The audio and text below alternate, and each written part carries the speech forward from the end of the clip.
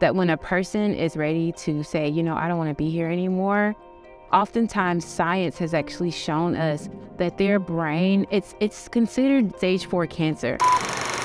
Everything starts in your mind. Right. So if my mind's not working right, I'm only outworking the sickness. He was clearly like, Moses, look, I'm going to wipe these people out. I'm going to start over with you. Yes. And Moses is like, no, don't do that, God. Yes. Turn away from your anger, right? From your fierce wrath. Listen, emotions have to be felt. They have to. They're indicators of our thoughts.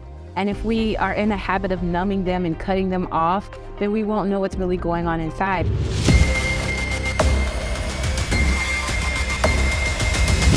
Welcome to today's LED Live. Today is going to be a sensitive topic, and we are glad that you're here. You are not going to want to miss this because I believe this is a topic that is underspoken about, and yet so many people deal with this, and many people don't even realize it. So we're glad to have you on the show. Mia Pyle is an expert in the area of depression and, people that have wanted to desire to harm themselves. This is a topic that I really feel passionate about, especially as many times as we've spoken to young people. We are hearing this over and over and over again. So I am very glad to have you on the show. I know you've got a powerful testimony you're going to share with us, and you guys are going to be in for a treat. Thank you so much for having me here. I am so excited to be a part of this show today. Listen, I have really great information, just like you said. It's going to be amazing. If you are somebody that has been thinking about hurting yourself, you definitely want to hear what we have to say today. And if you know someone in your life, and I know that you do, that is thinking about not being here anymore, listen, there is hope, and you're going to hear it from someone's lived experience, yours truly, okay? So get your friends, call them, text them, let them know this is the show for them today. Absolutely. So, Mia, tell us a little bit about how you even came into this type of work. Right. What drew you to doing this? Well, it's funny. I honestly, growing up in Nashville, Tennessee, I grew up in a home. It was a happy home, but there was a home where there was a lot of abuse, to be honest, and I think that resonates with a lot of people, where some people, you don't even realize that abuse is taking place because it just seems normal. Right. Well, nevertheless, going through school, having situations, college, I became a missionary. I was able to travel the world, and that was an amazing experience coming from a very poor, humble, circumstances to now going around the world, traveling, sharing my humble story, as people would say. But I didn't realize that I had unresolved trauma. Interesting. I'd been a survivor of actually rape and even molestation. And, at the time, I didn't really realize the damage that something like that can do to you. Mm-hmm. And I remember it wasn't until my sister was actually abducted. And by abduction, I do mean abduction. People literally, they took my sister, they raped her, left her for dead on the side of the street. And I remember thinking, this doesn't happen to everyday people. There has to be something wrong with me. There has to be something wrong with us. There has to be something wrong with my community. We're cursed, right. Right. And I think it also didn't help growing up. Okay, this is going to sound very controversial, okay? But just hear me out. Mm-hmm. In some ways, it didn't help being a Christian, I'm going to say. And that's going to sound like, what? How dare you say that, Mia? You can't say that. What do you mean? Believing in God, that is helpful. And it is helpful when your belief is not toxic. Yeah, but you almost could come at it I believed in you, God, and you didn't protect me. It's Absolutely. you actually kind of even have these other experiences where you hear about God's protection all the time growing up and all the stories, and it's like, you didn't do that to me. What's going on? Yeah, exactly. You hit the nail on the head right there. And that was my exact thought, wait a minute, why, as I'm hearing about God, hey, you delivered this woman, this person was delivered, why not me, and also only reading portions of the Bible and not realizing the whole picture. Jesus did say that in this life we'll have tribulation, but be of good cheer, I've overcome the world. And so I got into this mental health space after having my own nervous breakdown, as people would call it, not realizing that was what was going on. I'm a professional, I've traveled the world, I'm a missionary doing Bible studies, but all the while there's that unresolved trauma. Can I ask how old you were? Right, right. When I was in the behavioral health hospital, or When this trauma happened, how old? sure, exactly, very tender age. So I honestly believe that I was probably experiencing these situations from the age of 3, and then definitely being raped at the age of 11. Wow. And so that's a really pivotal age because you're thinking about body image and concept. And I remember I'd actually just become a Christian. Wow. And so at the church where I was, they had been talking a lot about, girls, they get married and then they're with their husbands, and your body special, you save that for a special time. And then shortly after being assaulted in that way and thinking to myself, oh, I'm not one of God's special girls. I'm ruined. Yeah. Yeah. Yeah. Yeah. And you kept this to yourself, or did your parents know? Was this? Absolutely right. Absolutely not. Right. And I know for some people watching this show, unfortunately, by the statistics, it's your experience. Yeah. And so a lot of times we don't say anything because children, and then this is important to know, especially for you parents, if a child tells you that something has happened, you should believe them. Let the foundation be belief first, because children don't make up things like that. Exactly. I learned this watching ritualistic satanic abuse to children, because the officers that had worked a lot with these children said, there's certain things that children, they will not make this up. This is not something that they can even wrap their mind around. They can't even imagine. They don't go there. Yeah. Exactly. And it's like, if you're hearing a child describe details, absolutely, you need to take that seriously. Yes, and even the whole concept itself, and so I remember not telling my parents because I was scared I was going to get a whooping, right? A whooping or beating. Yeah, somehow you think it's your fault. Absolutely. And it's like, I caused this, or I did something that, made this person act like that, or... And unfortunately, mad at you.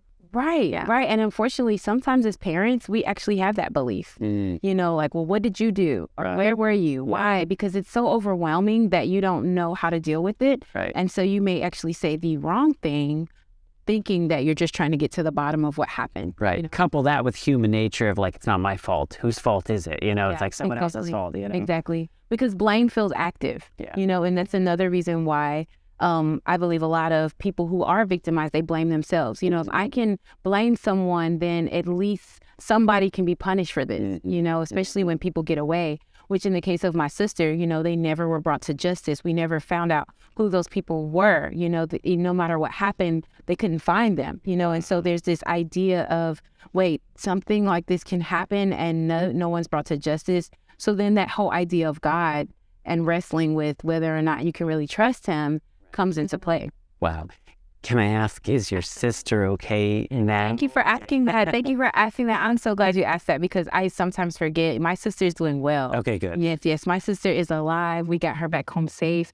And while it was turmoil, watching her heal from the ordeal, and it's a journey. Healing isn't an event. It's a journey. Right. But she's doing well now. She's married. She has 4 kids. Yes. And so she's doing way better than those left. I think that's an important part to note, just simply that we can't always control the circumstances, but there can be a positive outcome out of it. And I think that God has designed the whole system to heal, right? And just that bit of hope. I hope if there's anybody out there that has experienced trauma, I mean, this is walking proof. So I'm glad that we're getting into this. Well, I'm so glad you brought that up too, because that's what our organization is about. The organization that I found with my husband, Pain Unwasted. The idea that no matter what we've experienced, God is actually able to heal exceeding and abundantly above all we could ask or think. We can have healthy relationships. We can have our right mind. That's right. No matter what we've experienced, even if for a time it seems that we're buried under that mud. It's going to take some work. Yeah. I mean, it's not going to be easy. Exactly. In fact, sometimes the more trauma that happens, or the younger they are, it's like the more work that's going to happen to get out of that. But absolutely, it is possible. And that makes me want to tell a story, actually, because now, as I said, I was a professional. I've been able to travel, not realizing this trauma is there. And so when I have my first child, it's a trigger, and that can happen to people where, man, I'm living my best life. And now what happened, And so that trigger landed me in the behavioral health hospital, where I'm in there now with a blue suit on, and I'm walking around other people who are talking to themselves. And I'm like, oh my goodness, I'm a missionary. I used to be a principal of a school. Okay. How is it that I'm in this place? Like, God is really forsaking me now. Those old mental patterns coming back up, of thinking that, oh, God's forsaking you. Look what's happened. Yeah. And this is the story is this. Can I just tell you this really fast? Okay. So I remember being in the behavioral health hospital, and I just like, wow, I can't believe I'm here. And every day you have to be good, right? So that in that particular pace, people can know that you're getting better. And we would have to sit around and do tests we'd have to sit around and eat and, show up to meetings. That's how they knew you're getting better. Well, on one particular day, there were these people just sitting around having testimony time. And I'm in there rubbing my eyes like, what? Testimony time? This isn't church. What's going on? Right. You're giving God praise. And I'll never forget, there was a veteran there, and he said, man, I just want to thank God. I'm only hearing one voice today. Wow. And that blew me away. I don't know about you all, but at that time I knew nothing about mental health. Here I have been a missionary all these years. When he said, I thank God that I'm only hearing one voice today, I'm like, absolutely not. That's demon possession. I blew up at him, and I'm like, what are you doing? You can't be saying that, like demon possession. What's wrong with you? I can give that praise. Wow. And then he says to me, he looks me dead in my eye, and he's like, Mia, you will see. I'm like, no, there is no way. See what, what am I going to see? See that you're crazy and I'm crazy and we're all God-forsaken. That's what I'm going to see. Yeah. And he's like, no, you're going to see. You are going to see the goodness of God. Amen. And I remember leaving there, going to my little cell, and I got my little crayon, right? And I'm writing a prayer like, God, if you exist, you got to get me out of here, And here I am, yay. Yeah. I'm out of there. Yes. And so it's been a journey. It has, but it's absolutely been worth it when I look back. Yeah. You hear the story in the Bible, like when the demoniac came after God and Jesus when he was walking around, and he's cutting himself and he's like clearly like, possessed. Yes. And then is in his right mind. People can't even believe it. Right. And Jesus is just like, go and tell people what's been done for you, And so I can imagine, like, as you were telling that story, I was just thinking of that person. I was like, man, here's a story in the Bible of like someone being completely transformed. Exactly. Immediately. And then it's like, God didn't be like, oh, don't go tell anybody this, or you can't go and no, that was go out and share with other people what God's done for you, Right. I mean, this is totally controversial. And I mean, tell me what you think about this. A lot of times as Christians, we believe that because a person may be having hallucinations, whether it's, visual or auditory, that, oh, it's demon possession. Right. And a lot of times we don't realize that there actually could be something else going on. Yeah. This is not at the negation of demon possession. I mean, being a missionary, I've seen people literally foaming at the mouth and convulsing, and we knew clearly that was not some other issue there. It was demon possession. But we've also seen where people are having these odd behaviors, but we realize that there's something going on with their brain, and just to put it very simply, like there's different chemicals for people that may not be, working the way that they need to, maybe from birth, maybe an injury that can actually cause these situations. That's right. There's broken propensities. I mean, we're a walking chemistry set, right? You unbalance that thing. I mean, you can take it off kilter real fast. So, I don't think it's fair to necessarily say it's always this, but, I mean, even Jesus, when he was talking about, healing somebody, I mean, he was like, this is Satan that's causing this. Yes, in the grand scheme of things, but there's also physical reasons why. Thank you for saying that, because it's really important for parents and people that are watching this, and you're watching this because you're like, oh, they're going to be talking about this today. I needed to hear this. And you need to know that, hey, God is able. The story, it makes me think about the story in the Bible where the disciples are like, who sinned? Or was it the Pharisees? Right. Like, yeah, no. Who sinned that this man's born blind, know? And I love how you said that, like where walking chemistry said, from the beginning, sin did happen, but that doesn't, I'm affected by sin, but that doesn't mean that, I'm sin itself. That's right. And this identity issue that can cause more illness, actually, when we don't understand the difference. Yeah. How do you determine the difference between demon possession and having chemical imbalances? Right. So that's a really, really great question. Okay. And so I want to kind of share what I've observed and what I saw in myself. I honestly believe that Satan is an opportunist. Okay. So I believe that you can be having physical abnormalities. And because of those abnormalities, you are now more vulnerable, right? Just think about it. Just something as simple as being hungry, tired, right? And now you're more likely to be irritable, to be angry, to react the wrong way. Satan is always suggesting, what did she say to you? Did he really cut you off in traffic? Like you're like, blow the horn, hear the voice, blow the horn, but this is like, but now, when we're thinking demon possession, we're thinking complete control. Satan has complete control, right? Think about the stories. And I love the Bible because many of these psychological concepts that we're getting in mental health, they're coming from the Bible. And a lot of people don't realize that, but they really are. So here this man, the demon, the demoniac, as they say it, he's cutting himself, right? And he's running to Jesus. And when he speaks, instead comes out, we're legion and all of that.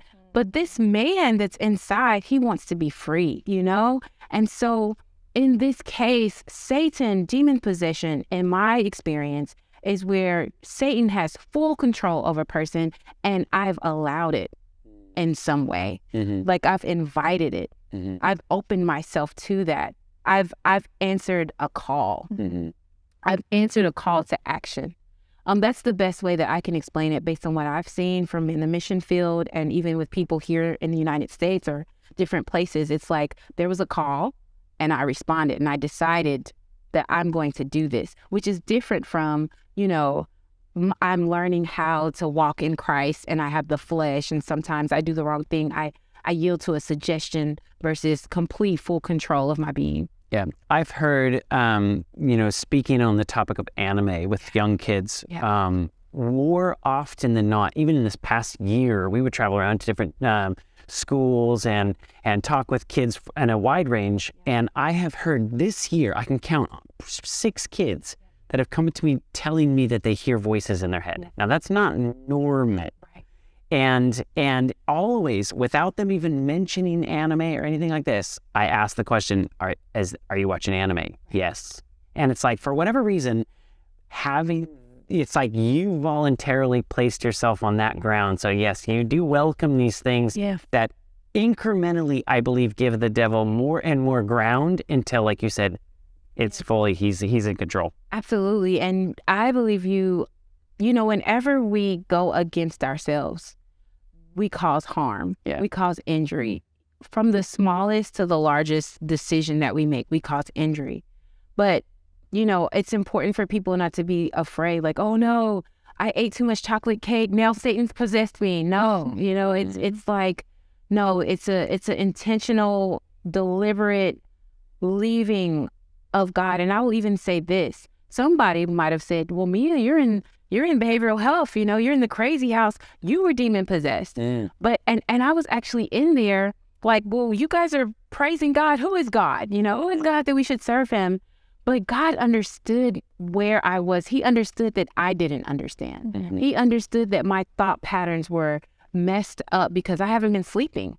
I've become manic, right?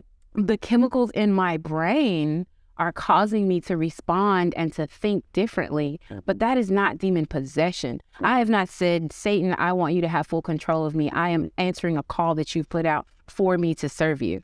Does that make sense? It does. I'm wondering, so demon possession is like a demon inside of you, but do you believe that in the process of self-deletion and being depressed, that demons play a role in that, whether suggesting thoughts to you? Because I'm thinking of when I was in high school and I was severely depressed and I, wanted to take my own life. Right.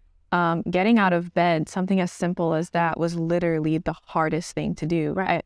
I physically felt like there were just something was just sitting on me just all the time. Like it was just hard to just get out of bed. I didn't want to eat. And so it's like, and if we know that in the presence of the Lord, there's joy, it's like from the opposite end. Is it demons trying to get to you, trying to, mess around with your life? Right. I'm so glad that you said that and brought this in.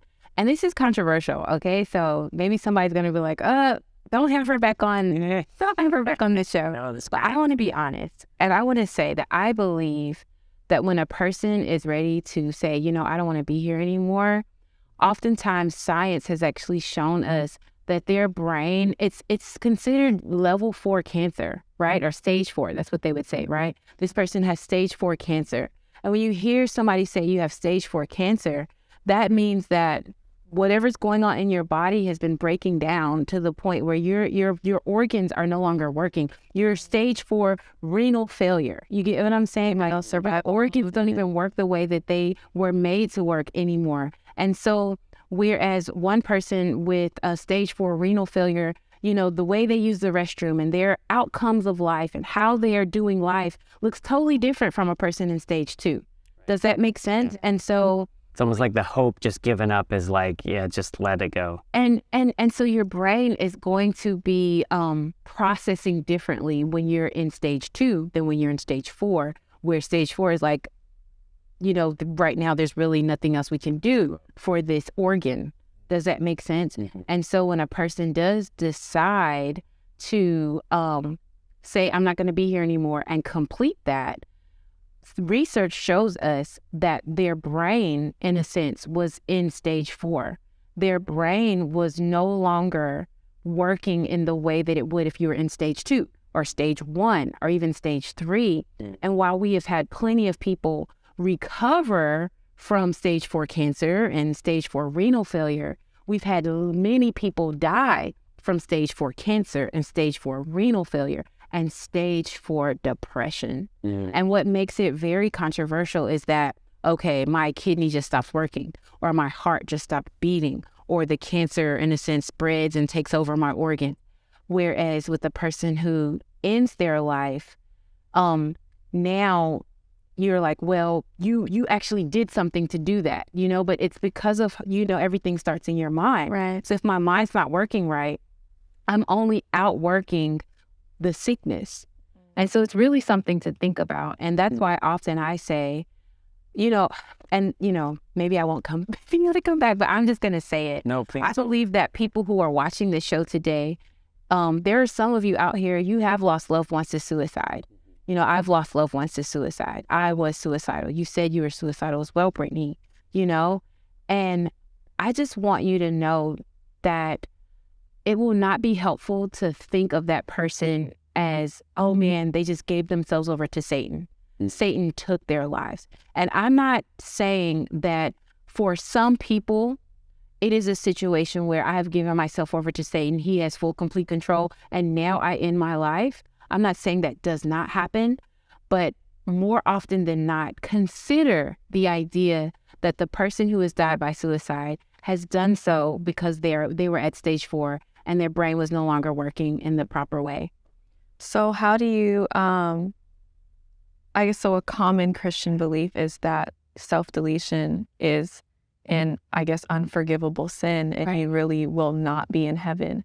And that's something that I think is kind of a groupthink among Christians. How would you respond to that if someone were to say that? Right. And I actually have had to work with families who have lost loved ones to suicide in the work that I do. And I'm going to, you know, once again, very controversial thought. Samson, he said, God, and let me go. When I do this thing, let me go. Right. You know, and later in Hebrews, we read that Samson's in the Faith Hall of Fame. Right. You know, and that's self-deletion, you know. Right. God didn't have to allow the bricks to kill him. We know God could have supernaturally preserved Samson's life. We know there are people who have actually taken the means to take their life and they've been supernaturally spared, you know, even though they pulled the trigger, you know, or they took the pills or whatever the case may be. And so I really think that as Christians, the biggest thing that we should be speaking more than, oh, this is the outcome, this is the judgment. I don't think that's our place. I believe firmly that our place is actually to be a source of comfort, a source of hope, and that if I have lost someone to suicide, that I comfort myself in the Lord, and I don't see God as the punisher of, you know, these acts, because I really don't know. You know what I mean? And so when I get to heaven, I will know what is dark will be made light, you know? And I believe that Christ always gives us hope. You know, I feel like the enemy is the one that takes hope completely away. And what's beautiful is we know that God is known as the righteous judge. So I believe he takes these things into account. I'm sorry, I know this may offend some people, but a little girl that got abused at age 3 and had a traumatic life and ended up ending her life, she didn't choose that at 3 years old. That's not her fault. And God has to take that into account, the whole life as a whole. And at the end of the day, we will all say, God, you made the right choice. Absolutely. So I don't think it's fair. And I tell people that all the time. I don't think it's fair. We can't make that judgment call. Can't make it. I think we see that with Mary Magdalene too, how they were trying to judge her on that one account. You know, if Jesus had to remind everyone, you know, cast the first stone if you haven't sinned. You know, and he's taken into account what could have what happened in her life to lead her to that. Like, no one would just want to just do that. Exactly. You know, it's very rare. Right. And it's a very taxing thing to be going through. So yeah, that's a good point. And I think like you're bringing up an excellent point with anything, not just somebody who wants to end their life, but we as a Christian, are we a source of hope and help to other people? Are we encouraging? Or we deal with this online all the time. There are people who love to get on and just slam you. You're not doing this right. Discouragement through and through. And it's like, we're so quick to attack each other when that's not what I read in the Bible. God isn't very, helpful. I consider that if I'm a person who is constantly finding fault and constantly attacking others, it's possible that and this is going to sound scary for somebody, You but contribute. that you yourself may actually be battling with a mental illness, or when I say mental illness, but a mental issue. So we know that, there's a continuum when we think about mental health, and so someone who decides to self-delete, as someone would say, or decide they don't want to be here, is at the end of that continuum. But all along the way, there are places where our mental health, our ability to process and reason things needs to be healed, And so we consider that, man, the person that has been harmed from 3 years old, there are chemical things that have happened to that person's brain. There are things that have happened to that person's body. And unless they receive the medicine, whether it's psychological or, an actual medication, they are going to get sick and die. Does that make sense? And how many Christians actually have the tools or know that they have the tools to say, hey, if my child came to me and said someone's been hurting them or something's been going on, you have the tools to actually walk them through their anger, walk them through their depression, walk them through their anxiety. So many people don't have the tools. They think that, if I just pray about it, it will go away. If I just have enough faith. And then when that's not working, because maybe your loved one has actually developed a serious condition such as bipolar schizophrenia, which is not just pray it away. There are medical interventions that actually need to happen to help that person preserve the quality of their life. Then what do you do? And that's where my work comes in, because being able to spread awareness and to say, mental illness is an illness just like any other illness. And there can be something done for cancer. There can be something done for your depression, for schizophrenia. Something can be done. So I know we're probably going to get into the nuts and bolts of this because we're going to do a couple of episodes on this. And I don't want to take too much time in the mechanics of it, because I want to hear your testimony if you have some more things to share about that.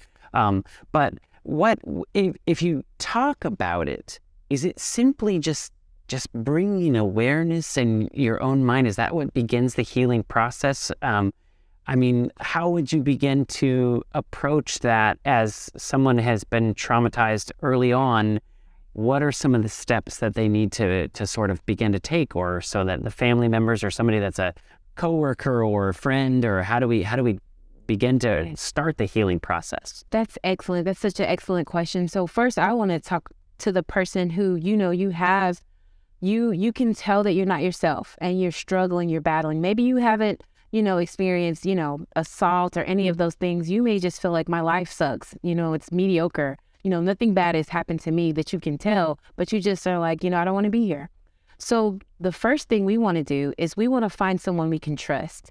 And when I say trust, absolutely trust. you know that person, the one that is going to laugh with you, they're going to uphold you, they're going to encourage you, they do not judge you for what you do and say. Right. That person that you can trust, right? And if you don't feel that you have someone like that, another good place is to start with a therapist or a counselor or a trained clergy person that can be a source of trust to you, right? And so that's where I love to start. Another place that you want to start is actually with your primary care physician. Now, some people, they do not have a primary care physician, so you may consider going to a clinic where there are people that are there so that you can say, you know what, I've been experiencing these feelings, I feel this way, and I just want to come here for help. A lot of times people are having a depressed mood or a sad outcome, so it feels, but they're actually low in vitamin D3. Right? Which can make a huge difference, you know, or there may be some other underlying medical condition. And so your primary care physician will be able to assess and say, okay, this is what we believe is going on. Let's run some more tests, you know. Actually, as much as people are diagnosed with depression, technically, you know, it's science, right? So science is experiment and trial and error. And so that's good to know. So those are two big things, you know, who can I trust? Who can I talk to about to begin my journey? And then seeing your primary care physician is going to make a big difference. Yeah, I want to say, have you read the book? This is a side note. Have you read the book The Body Keeps the Score by Bessel van der Kolk? I love that book. Yeah, he emphasizes how important community is when it comes to dealing with any type of mental illness, especially depression. And when I think back to that time in my life, like I really had to go through it alone for a majority of the time. I thank you for, you know, even being willing to be on the show and vulnerable. It's a difficult thing to do. And even, you know, this is why it's important for us to have this conversation. Is I do feel that as a coworker, you know, it's like I've had coworkers that have dealt with this, and it's like, how do you deal with it? Absolutely. And you know what I love is that, man, we can cry. You know, it's okay to take off the mask, and it's okay to break down, honestly. And, you know, maybe it's getting old, but I'm going to say it anyway. It's okay to not be okay, you know, and it is hard to have to say that, you know, some of the people that have been toxic for me are family, or I've been toxic to myself, you know, and that's one of the things I learned at the behavioral health hospital. Like when I was there, man, that was my community, because I honestly felt like my Christian friends, and I hate to say it, I'm not going to say denomination, but my friends, I just felt like nobody was going to get it and nobody's going to understand. There's going to be this toxic positivity. And I also felt like I was cast in a role. You know what I mean? Like we're talking about TV and stuff. So I'm cast in this role of the strong one, you know, the one who's got it all together, that has the answers, you know, unshakable faith person. So it's hard to step out of the role, you know. But in the behavioral health hospital, it was just so wonderful because nobody had on their mask. You know, there are people over NASA there. There were people who were running these Fortune 500 companies there, right. You know, and then there were people who talked to themselves on the street. Yeah. And people were everyday people like myself, and we were just all there needing help. And I'm not trying to say everybody needs to go to behavioral health, but if you feel like you don't want to be here anymore and it's getting really bad for you, it's not a bad place to stop, you know, and to be able to get your bearings and maybe find a community that you wouldn't have known was there that can be helpful. Yeah.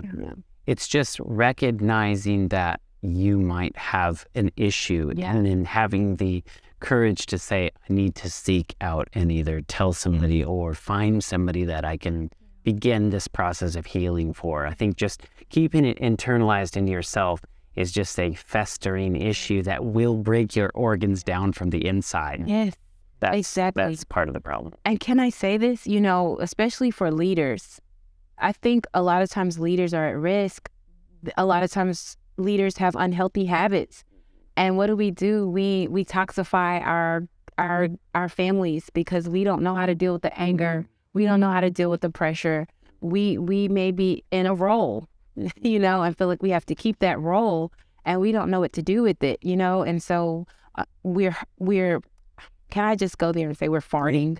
We're farting on people, you know, we're farting on ourselves. We're making the atmosphere unhealthy, you know, or toxic because we don't know how to deal with our gas, to give that analogy, you know. And there are simple things that we can do that are practical, that are faith-based, right? That can help us deal with the gas so that we can get better and not get worse. Yeah. I think the one thing that I think we should acknowledge too is like we know that community is important, but when you're a child, like you can't just You don't know what to do. Yeah, you don't know. Like you need to be able to have someone to go to them and say, I need help. Can you pay for a therapist? And what if they can't afford a therapist? Because I know for me, like when I went to school, my counselor was not the best. Like what he told me was, the reason why you're feeling like this is because you need to find yourself. And when I walked out, I never went back in. Wow. You know, and then like I have a mom who's a single mother of 2 kids. She's trying to, you know, she has her own problems that she's dealing with, Right. you know, and she doesn't have a lot of help. And then, you know, I also had another family member who said to me like, and they didn't know I was this depressed, but because their mindset was already like this, I knew I couldn't go to them. Right. And so they would say things like, you know, people who, you know, kill themselves, like they're just weak and, you know, like, and they would tell me like, oh, all you have to do is go to school. Like you don't have bills to pay. Like, what are you depressed for? And so when you have these, like, you know, it's just, where do you go? Where do you go? And when you don't have friends, what do you do? So you kind of, That's good. there's kind of 2 things that we're dealing with here. It's like from your perspective, or from a young child's perspective that's feeling those feelings and then doesn't feel the support around them, what do you do? Right. But then also as a parent, the interesting thing to me is like the parent didn't know. Well, how can you speak to parents that maybe can check in, make sure, so that we're not like, you know, hey, I didn't know, I'm sorry that you were feeling like this. It's like, what are some of the steps that we can speak to the adults or the parents, and you know, how do you even check in with your kid and make sure they're not? Right. That's really good. Thank you for asking that. This is so good. So I first want to talk to that child, you know, that child that feels like, you sense that, well, I can't talk to mom, can't talk to dad, or can't talk to these people. But I want to encourage you, there is someone. You may not see it now, you may not realize it, but God always gives us support. And it's not just God himself. You know, some people are like, well, God is my support. No, God will reveal to you who you can talk to, who you can trust. He will show you. And even if you think about it, everyone's been depressed. First of all, that's another thing. So depression, let's destigmatize it. Everyone's been depressed. Doesn't matter who you are. Right. Principal, pastor, teacher, mother, father, everyone has been depressed. People have thought about taking their lives. It's common. It's not something that's new. And so to that child, really don't give up. You know, if at first you don't succeed, do try and try again. Know that you will find somebody. That person can find you. There is support. There is support somewhere. Something that I love, when I couldn't find that support, or I didn't really feel like I saw it, I would do something, and this is going to sound very simple, but it really does work. I would literally draw and I would write, because that's what was helpful for me, and I didn't feel like, the physical person was there, and I definitely didn't want to pray about anything. That I would write and I would draw and I would create these narratives.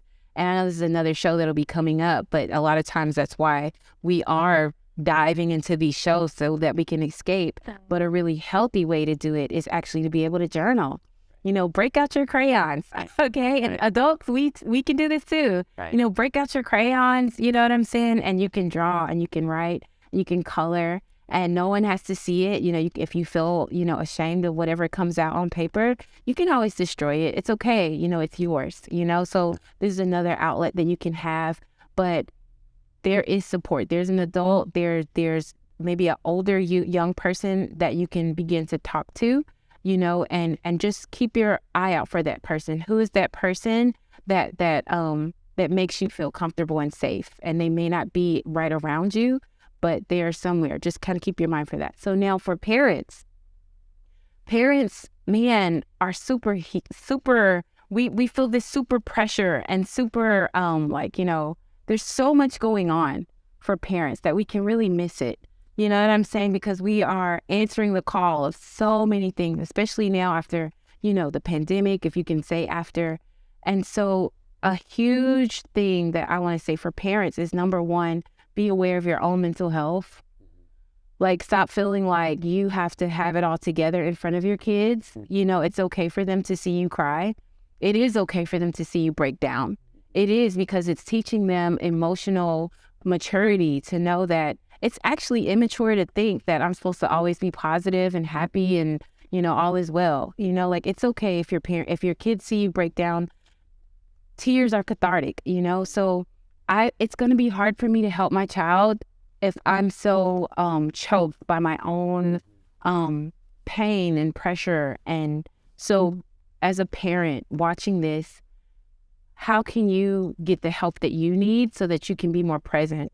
But then also being able to have a conversation with your kids. Like, you know, I saw this show today and this is what they were talking about. And I honestly want to ask you, you know, how are you doing? And I'm not gonna, when I ask the question as a parent, how are you doing? I'm listening. I'm gonna, and this goes into, I want to pull up a slide for you, okay? Because parents, they need to see this. This is called algae. This is coming from the mental health first aid protocol, all right? And it's a wonderful protocol because it helps you help the people right around you. Kids, you can do this with your peers, and adults, we can do this with each other and with our kids. And so number one, you know, you're assessing for risk of suicide or harm, but what you're doing is you can simply start off with, you know, how are you today? You know, how are you doing? And when you ask the question, you wait to hear what they have to say. And please don't give any advice right now. Right. You know, don't give any suggestions. No matter what comes out of their mouth. No matter what comes out of their mouth. Judgmental free zone. Absolutely. Which leads to number 2, listen without judgment. Or it says listen non-judgmentally, which can be really hard, you know, because if your child tells you that, hey, mom, I've actually been cutting myself. Yeah. You know, what do you know, like big gasp. But at this point, we need to be like the duck on the pond, where when you see that duck, they're smooth, but their feet might be just patting away like, oh my goodness, my child's telling me they're cutting themselves. I want to explode. But we need to listen without judgment, you know, and we need to ask those questions. Okay, what's making you feel that you need to do this? Why are you doing this? And then G, giving reassurance, okay? Giving reassurance would sound like this, you know, man, I'm just so glad you told me.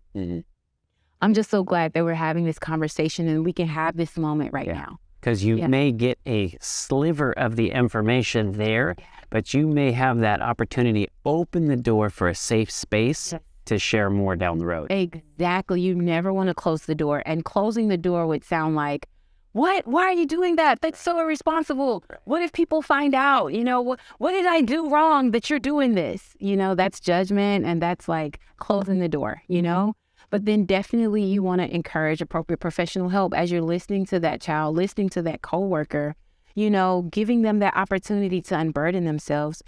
You can still cycle back and say, you know, based on what you're telling me and based on what you hear, you know, if it sounds really bad, like, you know, I've just stopped taking a bath, and you hear words like, I just don't want to be here anymore, or, you know, I just wish I didn't have to wake up again. Then you want to ask the question, you know, are you thinking about killing yourself? Are you thinking about dying by suicide, right? And notice I said dying by versus committed, whole nother show, but are you thinking about killing yourself? And the people think that if you ask the question, you're putting it on their mind, like you're going to make them want to do it. But 9 times out of 10, if they were thinking, it's already on their mind. And you'd rather hear them say, no, I'd never do that, than, well, actually, you know, yeah. Or they might say, no, I'm not going to kill myself. I just, you know, I don't want to wake up anymore. Where they're kind of still saying yes. Yeah. You know what I mean? Be aware of that sign. Absolutely. And so this is where now we start to take them through, you know, well, if you didn't want to be here anymore, have you actually thought about what you would do? And that can be really scary. You know, that duck on the pond. Have you thought about what you would do? And the reason you're asking this is because in your assessment, you are trying to find out how serious, how imminent is this person about their decision? You know, about like, where are they on this spectrum of, you know, what stage are they? We talked about stages, right? And so have you thought about what you would do? Have you thought about when you would do this? You know, and if the person is giving you answers to those questions, like, man, you know, No, I haven't thought about it. I just thought I'd take some pills. Notice there was a no, but a yes, right? A lot of times we talk like that. I mean, and man, just maybe by my birthday, I won't be here. You see what I'm saying? That's like a date, so it's like they're letting you know, hey, this is getting serious. We're going up the spectrum here, and so this is where we now want to use resources that are available to us because, we may not feel equipped to get them from this hot moment that we don't realize is happening to a cool moment. And so what I like to do, as a mental health first aid instructor is be able to say, okay, I'm so glad, that you're telling me this. I can see this is hurting you. I can see that you're really distressed. And, I want us to do something about it. Can we do something about this? This is what I saw on Little Light. They said there's a number that we can call, and I want to share that with you. And I'll go back to this slide after. But these are some resources that you can actually use, 988 is the newest number. They used to have another 1-800 number, but now if you dial or text 988, you can actually get an operator that can help you. And for those people who might be like, oh no, when I call, they're going to take me off to jail or to the behavioral health. No, they are trained to take you from a hot moment to a cool moment. Now, I will say, and I want to be honest so that you can be prepared, that sometimes, just like people show up to work and they don't want to be there, there's a chance that you could call and an operator's not the best. But remember, if at first we don't succeed, we're going to try again, okay? We're going to call back and get a different operator, right? We're going to call again and get a different operator, all right? If we're not going to call, we're going to text. And texting is really great because as a young person, if you don't want your parents or somebody to hear you saying, I'm really suicidal, then being able to text, that person will text you back and they can talk to you, give you resources and kind of guide you. I personally have used the hotlines and been able to go back, go on with my day and not wind up in the hospital because I used the number. You see, and that's even after being out of behavioral health because healing is an onion, And listen, there are people who are watching this and you're like, I'm not suicidal, I'm not thinking about no longer being here, but I'm really struggling and I honestly don't feel like there's anyone around me that I can talk to. Then you have warm lines.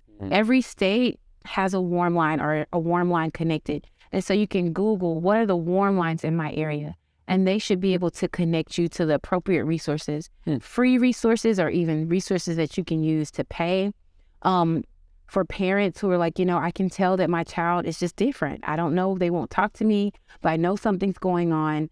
We can, talk to our child about, okay, there's a resource, Psychology Today. Because in some of our circles, we don't feel comfortable to talk to the pastor. Even the therapeutic resources that are there, we're concerned that it's going to get back in the church or it's going to get to somebody. So we can use Psychology Today to come completely out of our circle and find help, okay? And then obviously for those who may struggle with their finances, there are free counseling resources. And so that's something that you can Google. And even as a child, we're talking about children who may be wondering, well, children are so adept now. You can actually use these same resources yourself. If you're a child and you're watching this show and you're listening, you can actually use these resources too to see how you can connect, okay, to someone that can help you. I have a question because you said that so eloquently and beautifully, but I'll tell you what, I don't know if I'd be the little duck with the little feet underneath the water like this. I'd be like panicking. Yes. Can you show emotion as a parent? Right. If my child tells me that they would like to end their life, I don't know how I'd keep the tears in. Right. And I want to say, not asking any parent to not be human, but what we're asking is that you try to be as calm as possible.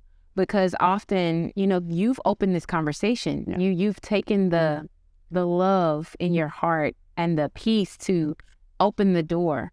So if you've opened the door, and you need to open the door, right? If you're seeing things, you need to open the door. But if you feel, one, that you're not going to be the right person, maybe the relationship you have with that child is already strained, and you're not the one because you're going to pop off, then you can enlist a friend, an uncle, a teacher that that child has respect for, that that child is good with, and say, listen, this is what I'm seeing. I'm not the person. I feel like if they say something to me, I'm not going to respond well. I need you to do this. Yeah. I need you to do this assessment that they shared with me, okay? Ask them how they're doing. Ask them, are they thinking about dying by suicide? Can you do this for me? Because I'm not the person for it. Yeah. Is it appropriate for teachers to be that person, sort of like, you know, at what level is it like you're overstepping the bounds of that person's family, or, you know, because I know a lot of teachers watch our show. Right. What would you say to them? Absolutely. You know, if we're seeing signs and symptoms that things are not quite right for our students or for our coworkers, which is totally possible, you know, and I want to say this too. Don't believe that just because a person is like, good morning, hi, or happy Sabbath, happy Sunday, whatever the case may be, that means that they're actually happy. In fact, I remember being extremely happy just before I was going to take my life. Highs and lows. Exactly, because I had resolved that, okay, I know how I'm going to end this. I know that, you know, very soon I'm not going to have to be here anymore. And I became very happy, actually. In fact, that's one of the key signs for people just before they die by suicide. A lot of people report that, hey, all of a sudden they were just so happy and cheerful. And then next thing you know, I hear that they died. What's going on? It's because they've realized, like, okay, I know how I'm going to end this, and whew, I'm relieved, you know? And so don't take for granted that the person who is suicidal may have a big smile on their face. They may seem like the caretaker, looking out for everybody. Is everybody okay? That person may actually be experiencing some toxic positivity, you know, or they may be in that role again. And so we really want to, you know, just make it a habit of, hey, you know, I just want to know how you're doing. Have real conversation. Here are some key times. Teachers, pastors, people. Has the person experienced loss on some level? And this is a key indicator, because who hasn't experienced loss after these past 2 to 3 years? So there we go. There goes one. What have they experienced traumatic event, which can also be like a loss, right? Have they not been showing up to things like they usually do? Or are they hyper showing up in the sense that, you know, I'm sick, but I should be at home. You know, I'm showing signs that I'm not actually taking time to take care of myself. Does that make sense? Mm-hmm. These are some things that can let us know. And of course, you know, looking unkept, you know, or smells, or looking overly kept, you know, there's just different things that we can kind of like, it's just different, you know, what's different. That's not normal behavior for this person. Exactly. Yeah. I like that you've laid out that if the parent recognizes that they're not the one to have that conversation, then they can go to a friend. But I think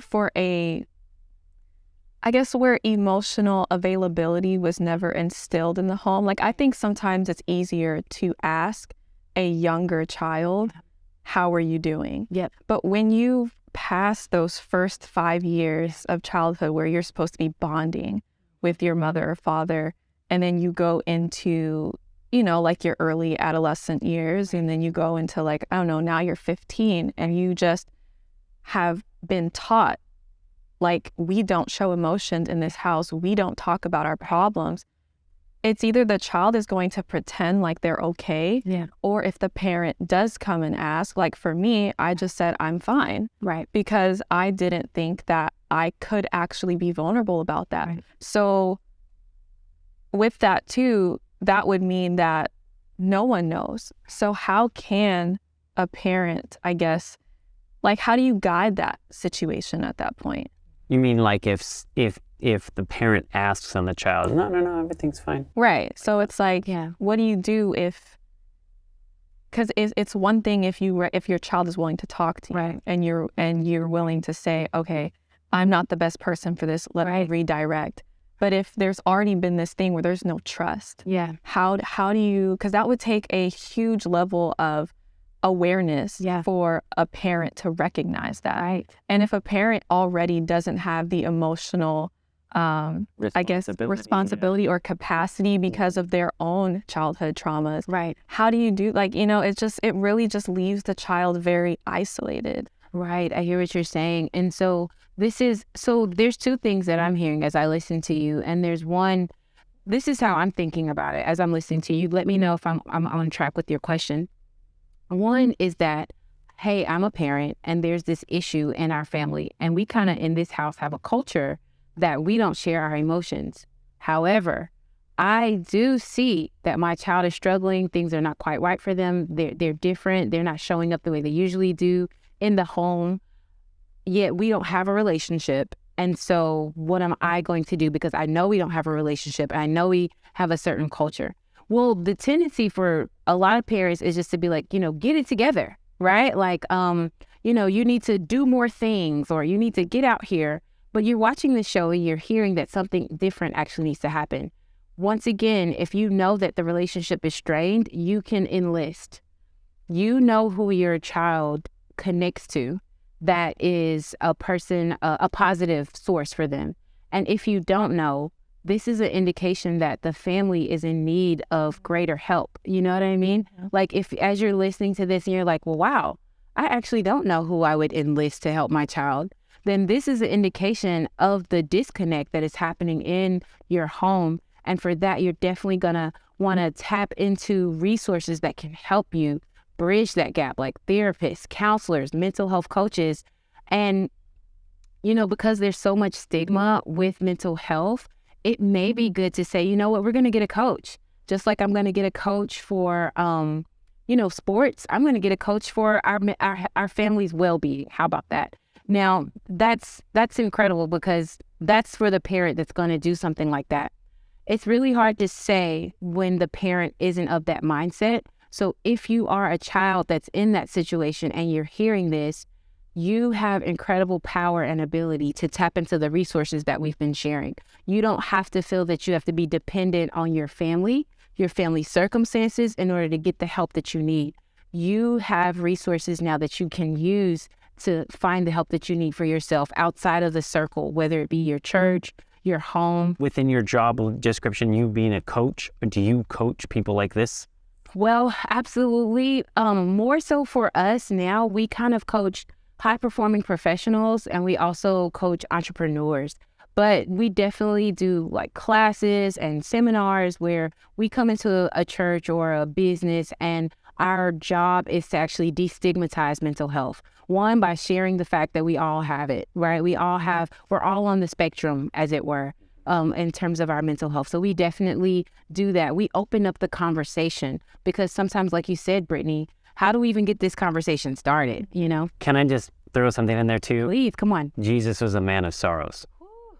Awesome. That's often not brought up. We think of Jesus as this, he's just this loving, ready to wrap his arms around it. But he cried. I mean, the idea that Jesus was even walking up to the situation with Lazarus and recognizing what everybody's feeling, Jesus knows he's going to raise him from the dead. In fact, that's why he said this has happened so that the Son of Man can be glorified, right? But Jesus feels the compassion of everybody around and breaks down. Yes. I love that you brought in Jesus, because one of the things that really healed me was the idea that Jesus said, my God, my God, my God, my God, why have you forsaken me? Why have you forsaken me? And we always say in church, Jesus without sin, and but here Jesus is emoting, as we say, what I'm saying? He is sharing his deep, true emotions. It's not hidden. His disciples are there. His mother is there. The religious people are there. God himself is there, and he's talking, and he's saying it loud enough for it to be recorded in the Bible that he feels forsaken by God, and he's saying something about it. Yeah. And when I learned that I could do that even to God himself and say, God, you have forsaken me. I feel that you've forsaken me. And to realize I'm not going to get struck down by God. He's not going to punish me. He's not going to make my life worse, because of how I feel. And that's a key point for parents too. Jesus is teaching us just, God was there with Jesus on the cross. He was there, but he felt that he wasn't there, and, different people I'm not a theologian, so I'm not trying to, insert a belief, but God has said he never leaves nor forsakes us. Yeah. So either he's telling the truth or he's not. That's right. You know what I mean? Right. Yeah. And he doesn't lie. Yeah. So just tell the truth. I just wanted to highlight these last two, okay? Because this is really important. I want to really highlight the encouraging appropriate professional help. So that's once again that parent who may feel like, I'm not the one, and I can't even think of who would be the one. primary care physician is awesome. That's a good place to start, okay? And if you feel, we're people where we don't have to be stuck to one primary care physician. We can get a second opinion.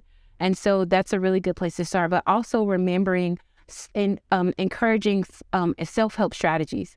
Self-help strategies actually work. And what are they? Things like getting outside, like going for a walk, being able to read a really good book. Like Brittany and I, we were talking about a book that we're reading, and it is amazing. It is so helpful. And you don't hear the words mental health in there, but she's totally talking about mental health. So finding a really good book that speaks to your spirit and not feeling like the only book I can read to help myself, this is controversial, is the Bible. I must just only read the Bible and memorize this many Bible promises and then I'll be okay. Like God has just like he has so many different trees, varieties of things that heal our bodies. The leaves are for the healing of the nation. He has so many different ways that he can heal us through different means, okay?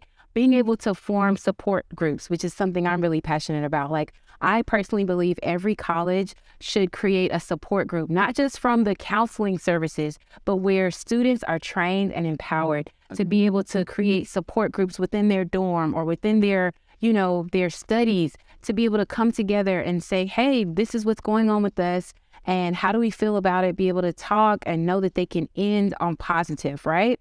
Another one that's really huge, gratefulness. And, when people used to tell me like, be thankful, I'd be like, for what? Right. Like, I'm tired of hearing that. I don't see anything to be grateful for. You know what I mean?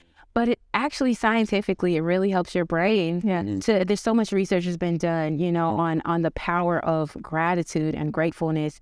And even Jesus says that, don't go to sleep on your wrath. But actually, this is a self-help strategy. Thinking of what are 5 things I can be grateful for, even if they're really small. I'm glad I ate today. I'm glad this day's over. I'm glad I had pizza, whatever the case may be. But just being grateful is another way that actually starts to change some of the chemicals. This is the last thing I want to say because I know, time is going, but don't be afraid to get help, okay? Like, don't be afraid to go to the medical community for help, whether it's a therapist. Some things just can't be DIY'd. They can't be do it yourself. You need help because sometimes we don't know how to objectively look at our own minds and thoughts and to see that we're believing lies about ourselves and about God. And so that's going to be really big. This has been absolutely amazing. And I know that we could probably keep going for hours and hours. And I thank you. Okay, one more. I just say something. You have something to. Okay, really quick. When I just want to backtrack to when you were talking about getting a family coach. Now, just in case there is a thought in someone's mind saying, I don't have money to afford that, are there free resources? Right, absolutely, absolutely. So when you Google and you look for resources for counseling and therapy, there are always free resources out there. There absolutely are. Sometimes, and this is for someone, we need to create the resource ourselves. Like if I am struggling, you know what? I'm about to start a group of people. We're going to get together. We're going to start there, okay? And so this is just the idea to put out there. But of course, this is not for more serious issues like, I'm hearing voices, I'm having hallucinations, I really do feel like I want to die. Then obviously starting your own group is not even going to happen, right? And so not in those cases, but for some of us, just being able to create community will be really helpful.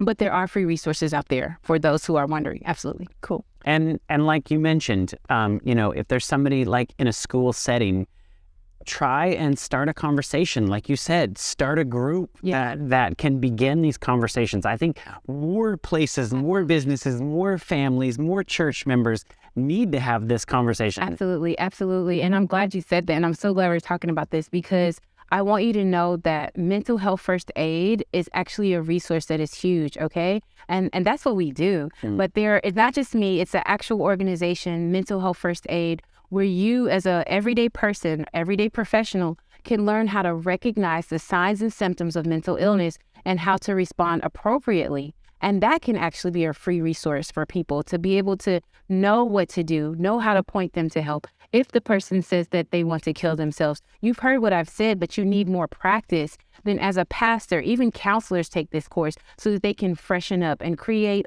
a language that we all speak, right? That is really helpful. And so Mental Health First Aid, we've created our own program that we love because it's called MHERO, where we're able to weave in, you know, biblical principles and things of that nature, and kind of also give people practical tips and tools to help increase their own mental acuity and wellness as it is. And so those are things that you can check into for yourself, but there's programs out there. So we'll put the links of the descriptions in the description below here. So you can share with us some of those links and we'll provide those for you. Sure. As a believer, I know we're talking about all this, you know, techniques and principles and all stuff, but you were sharing your testimony. Yeah. And to me, is that I just want you to share with us in that moment of darkness, in that moment of guilt or what you went through and everything. Please share with us in that moment what you said, you know what, I want you, God, in my life. Right. Maybe you didn't know, like, you know, maybe you read some promises and all stuff, because that's different. Like, you know, yeah, God's going to be there for you. But I was like, well, what about in my personal life? Like, where the faith, right? Like, I'm going to just let it go and say, God, please come into my life. Right. And please share with us your personal walk to end your testimony. Right. And that's really good. And this is going to sound bad. Okay, you guys, don't judge me. All right. To be honest with you, I didn't say, God, I want you in my life. I said with my little crayon, God, if you're real, you've got to get me out of this crazy house. Right. And I left it at that. And I remember actually continuing to be angry with God and to be an antagonist as a Christian to people that were trying to tell me about God and Bible promises. And it was actually God that took that little crayon prayer and he pursued me.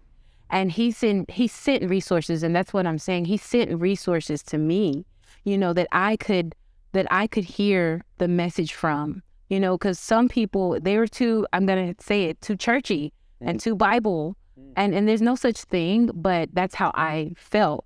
And so if they had come to me sharing Bible promises or, you know, God loves you, it would have caused like agitation in my spirit because I was just so angry, you know. But what made me surrender was the persistent love, you know, the persistent love and actually having those lies about God cleared up. You know, the lie that I have to be happy all the time, the lie that I have to be perfect all the time, you know, the lie that God's just watching to see, you know, did you get it right today? Nope. Well, I don't know, you know, judgment's coming, you know. Just being able to unburden myself from a lot of those things really created space in my heart for a love and desire for God. And being able to, I would even say, and I want to be honest, I don't want to sound like I'm sitting up here, never been depressed again, never, you know, struggled with my faith again. There are times where I still find myself like, my God, why have you forsaken me? You know, like, and I'll feel shame for being back in that place. But then I'll remember, wow, well, he got me out of there. You know, he can do it again. And so I could say that's how the testimony is going, you know, and that's how it will end, is that God will be victor in my life, you know, and he will be the one that gets me all the way to heaven despite all that needs to be done in my heart. Amen. You know, I think it's important to recognize too, emotions. Like God had fierce anger. You know, you think about it more like, you think when you get angry, really angry, that there's something sinful about that. All right, cool. But God has not sinned. No. And he was clearly like, Moses, look, I'm going to wipe these people out. I'm going to start over with you. Yes. And Moses is like, no, don't do that, God. You know, like, turn away from your anger, right? From your fierce wrath. So the emotions, I believe God designed us to feel and have, and they're appropriate in certain circumstances. And, you know, so definitely don't just, you know. I love that. I know. It's like, listen, emotions have to be felt. They have to. They're indicators of our thoughts. And if we are in a habit of numbing them and cutting them off, then we won't know what's really going on inside. But they let us know they're not to be, you know, the kings or the governors, but they are indicators to help us. Yeah. I hope you guys were blessed, and I know you're going to want to tune in to the next show that she's going to come on and do. This has been valuable information. I hope that somebody out there listening today that may be swallowing in their own depression and cannot even know where to begin, I hope and pray that this was just a little spark of inspiration, a little piece of hope for you. If you're a parent and maybe this is giving you the inspiration or the tools to start checking in with your children, you know, build that communication, open that door.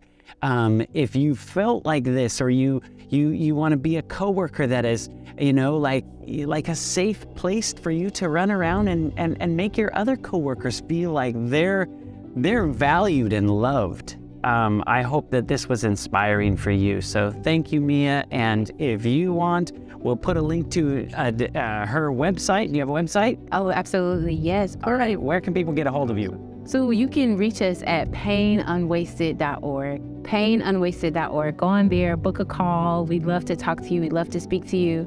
If you are feeling suicidal, we do want you to reach out to 988, okay? That is a helpline that can help you right away. But if you're interested in our services or connecting with us, being trained, painunwasted.org. Thank you. Thank you guys for tuning in, and we hope and pray that you were blessed. We'll see you next week.